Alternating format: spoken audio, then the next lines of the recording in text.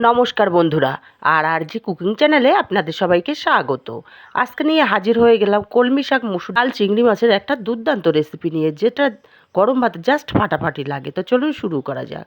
এখানে আমি বেশ কিছুটা কলমি শাক খুব ভালো করে ধুয়ে জল ঝরিয়ে নিয়েছি।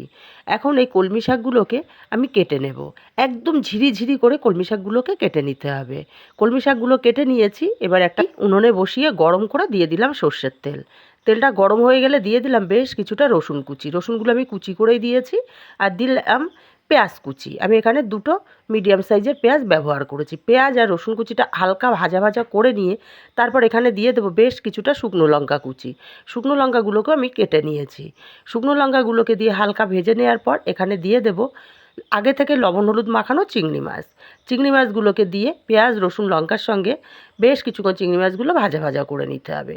চিংড়ি মাছগুলো যখন বেশ ভাজা হয়ে যাবে তারপর এখানে দিয়ে দেবো 1 ঘন্টা আগে খুব ভালো করে ধুয়ে আমি মুসুর ডাল ভিজিয়ে রেখেছিলাম।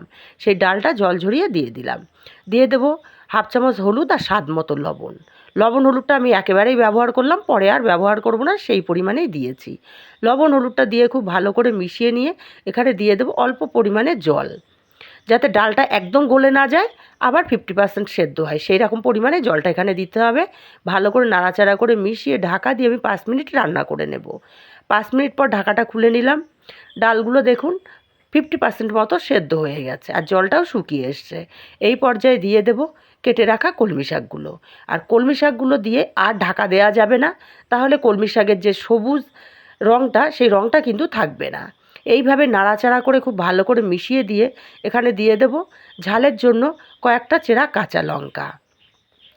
আবারও খুব ভালো করে নাড়াচাড়া করে এইভাবে মিনিট 4-5 সময় নিয়ে আমি কলমি শাক আর ডালটা রান্না করে নিয়েছি। দেখুন কতটা লোভনীয় লাগছে দেখতে। কলমি শাকের যে সবুজ কালারটা একদমই নষ্ট হয়নি। এই পর্যায়ে দিয়ে দেব 1/2 চামচ চিনি। চিনিটাকে দিয়ে আবারও নাড়াচাড়া করে মিশিয়ে অনবরত নাড়াচাড়া করে এইভাবে আমি আরও 2 মিনিট রান্না করে নিয়েছি। দেখুন পারফেক্টভাবে আমার কলমি শাক, চিংড়ি, মুসুর ডাল কিন্তু রেডি হয়ে গেছে। রেসিপিটা কেমন লাগলো কমেন্ট করে জানাতে ভুলবেন না। ভালো লাগলে কাছের আত্মীয় স্বজন বন্ধুবান্ধবের কাছে শেয়ার করতে ভুলবেন না, একটা লাইক দিতে ভুলবেন না।